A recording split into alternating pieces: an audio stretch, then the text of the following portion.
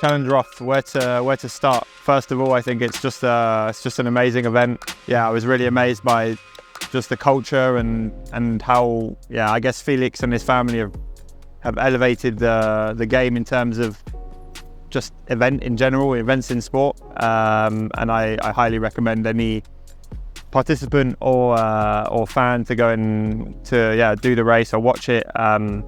It just goes to show how if you look bigger than your own lifetime, how big something can become. And yeah, I think he works so hard through passion, and they've just created this culture in the sport which is second to none, and it makes the pros want to come back, I think, and that's why the field was so good this year.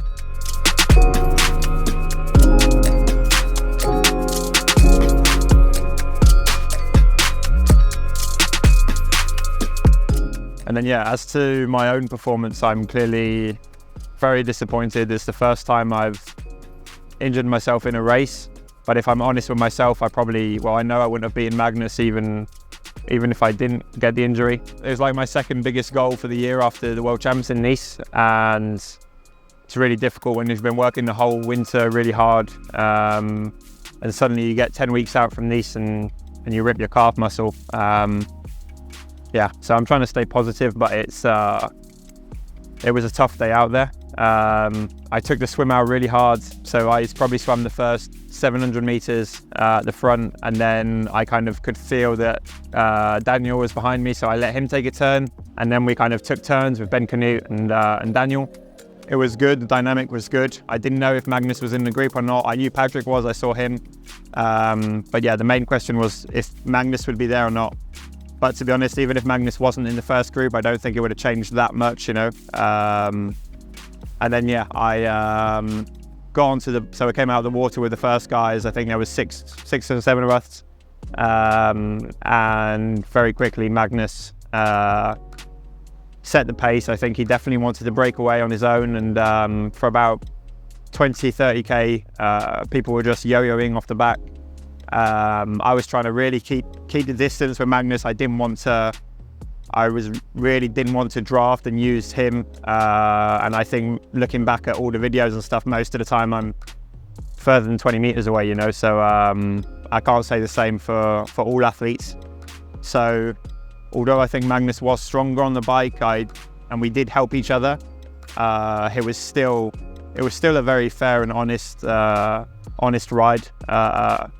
It was the most amazing ride I've ever done.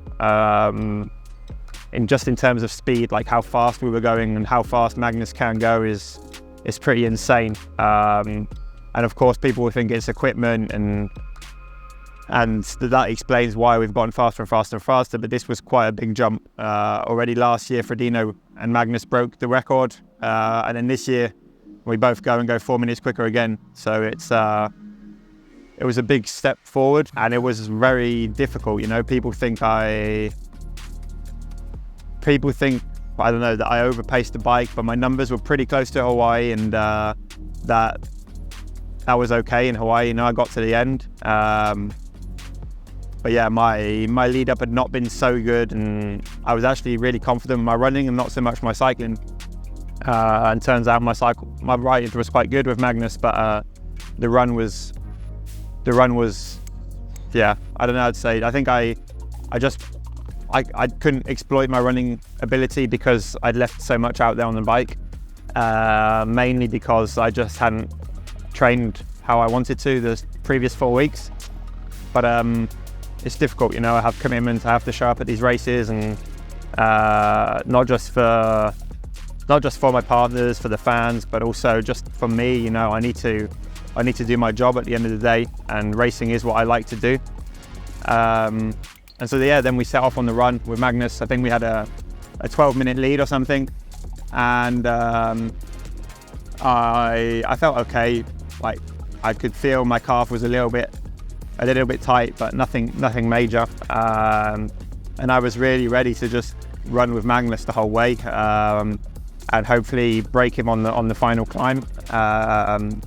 But I wasn't even in contention. My energy levels went pretty low again, which I think I've become slightly less efficient on the bike recently, metabolically speaking. And And then at about 10k in, my calf just got really, really bad. And then I walked a bit, tried to stretch it out, and it just wasn't getting any better. So, but then I kind of realized that the damage was done, and that whether I jogged or walked or ran, it was just painful. You know, it didn't make any difference. Even if I was to walk the rest, it still would have hurt. So I did my best to get to the end, but yeah, it wasn't pretty, and it was a very slow marathon. I did 3 hours. Yeah, so I guess I'm happy with myself that I finished, but not so much that. Yeah, I don't know. In some sense, I'm not so happy that I finished because now I'm injured. So maybe I could have avoided that. But yeah, it was a great day to witness. And yeah, I'll definitely be back.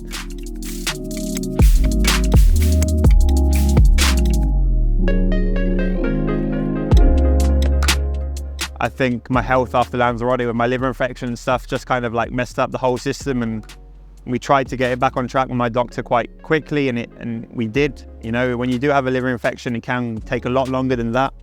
And I also maybe kind of trained through it a little bit too hard rather than relaxing. So I was often doing 1 day of good training and then suffering for 3 or 4 days just by lack of energy and not feeling great. So I was definitely underconfident. I think I'd also put a lot of pressure on myself to deliver in Roth. As yeah, it's the second, like after Kona, if I was to win one race, that would be it, you know. And so I remember 1 week out from the race, I was really not in a good place mentally. I was like, I don't know, really, really depressed. I went out on the ride and just like cried my eyes out for an hour and a half, and yeah, I was thinking, how the hell am I going to make it to Roth? So in some sense, I'm happy that I got there and just kind of tried to do the best I could. But as I said before, it's difficult because you're in this bad situation where you want to always go to races where only when you feel prepared. But on the other hand, it's your job to go to this biggest races in the world. So yeah, it was a tough road to Roth, but yeah, I mean, I've been there before and I'll be there again, so you live and learn.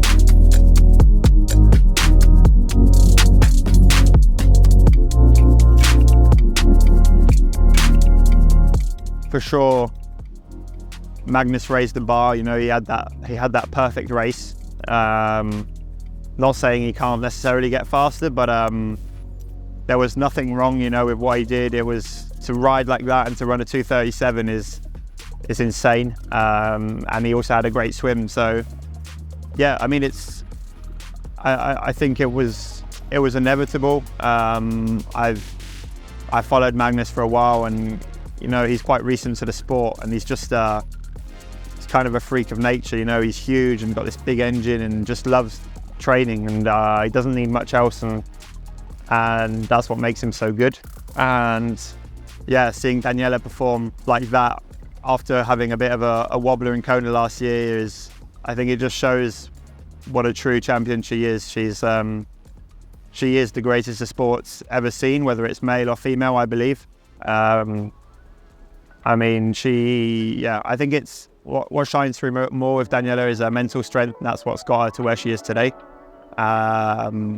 Because she's shown that on her bad days, she isn't the best, you know. So I don't think it is just pure talent with her. It's a mindset she's developed over years, and yeah, it's truly inspiring.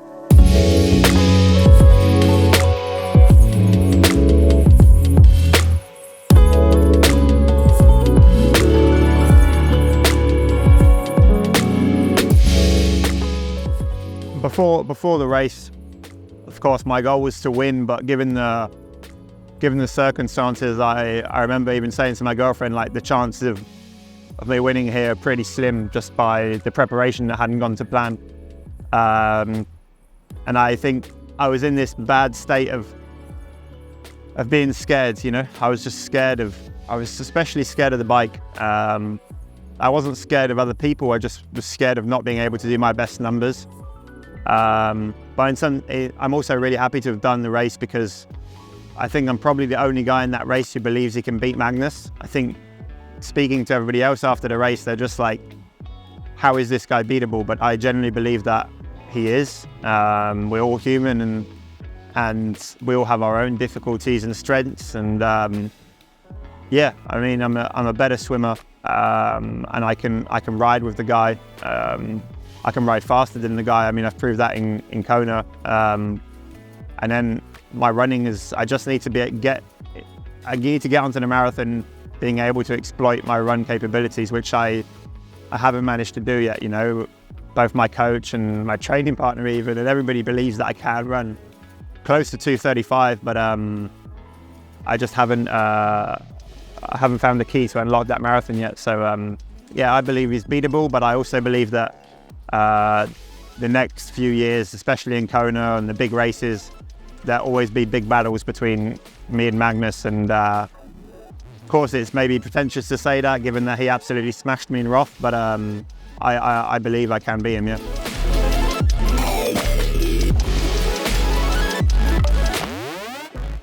I try to win, and I'm not scared of losing. Otherwise, I would race very conservatively and just try and get podiums or fourth places or fifth places. You know, that's not what I come to do. I come to see how far I can go and see what it takes to win. You know, when you race at the front, you know what it takes to win. In some ways, it has paid off because I've come second in Kona, but that's the only Ironman where the stars align, let's say. And I know that days like that will happen again. But I'm just trying to push my body as far as it can and win the race. And yeah, but to people who say that I overpaced it, not really, because as I said, in Kona I had the same wattage pretty much, and ran a 2:42 or 2:44, I can't remember, on a much harder and hotter day. So yeah, it's I think it's possible. Otherwise, I wouldn't have the second fastest time in Kona history. I think I just wasn't ready. I wasn't prepared enough to win, and I tried to win, and so yeah, haven't really got any regrets, which I normally always do. So yeah, I guess that's a positive.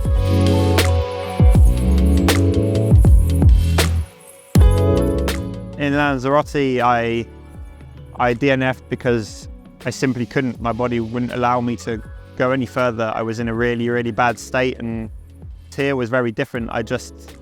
I'd got over that health issue and hadn't trained how I wanted, and so your body and it's just not firing on all cylinders. You know, I always try to give my very best now, and unfortunately sometimes that is a DNF. You know, yeah. So that's just the truth. You can say that I never want a DNF, but I don't know. You could like, I don't know, snap your tendon or something and not finish. So I'll always try and give my best, but you also have to see where the line is, you know, in terms of making sure you stay healthy.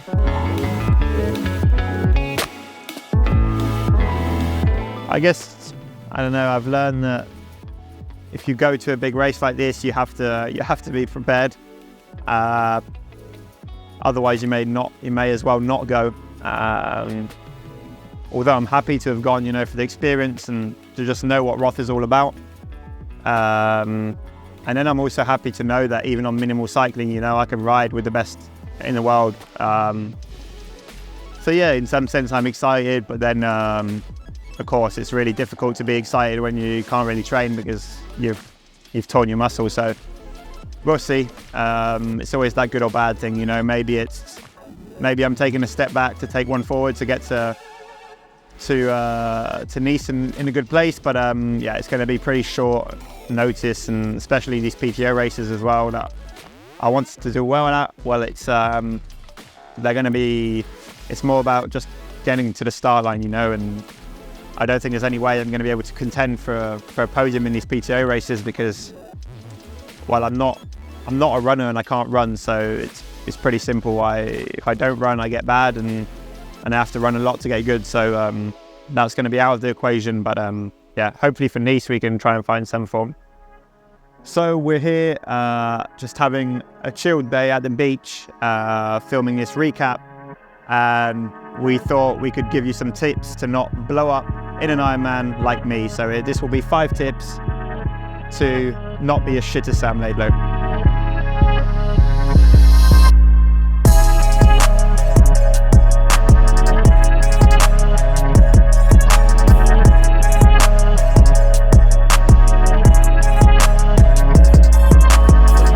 Tip number 1, don't eat too much ice cream. Tip number 2, pacing. Don't set out flat out like I do, because there's no race dynamics, or not as many in age group racing. You just have to go at your own pace. So stick to your wattage, make a plan beforehand, make sure it's a feasible plan. Too many people think they can suddenly hold 250 watts in an Ironman even though they've never done it in training. So yeah, step number 2 is make sure you pace it well.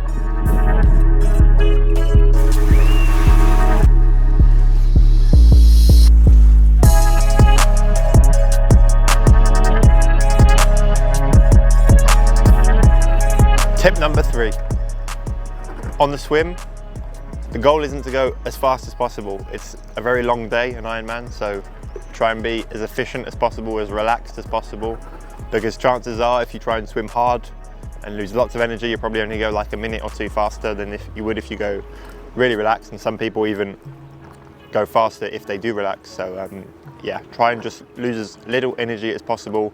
You're only going to spend probably an hour in the water, but a lot more on the bike and run, so relax on the swim.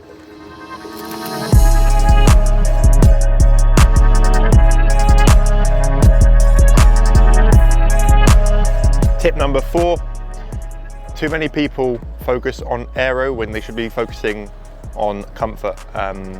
Aero is important, but often I see people with very aggressive positions, but like they'll have their number flapping about and gels in every single pocket. So it's a compromise between being aero and comfortable, but I would always prioritize comfort. If you look at both me and Magnus in Roth, we probably have some of the most upright positions, so power is still super important. Tip number 5, fueling.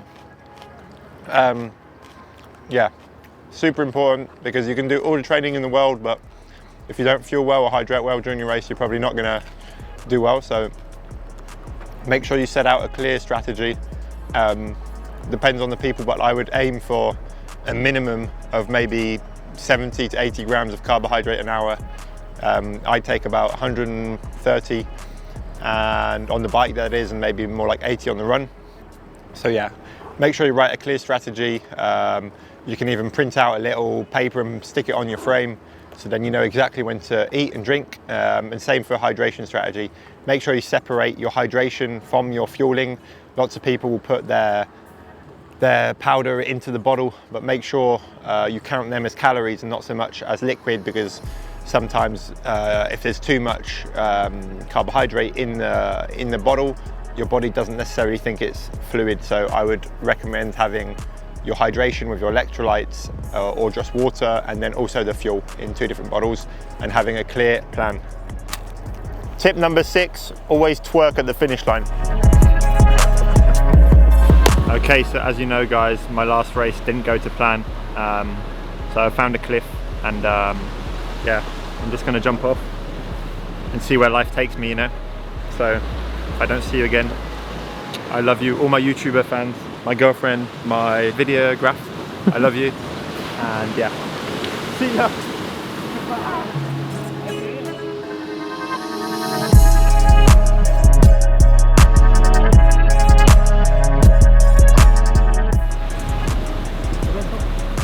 I'm back from the dead, ready to conquer my next Ironman.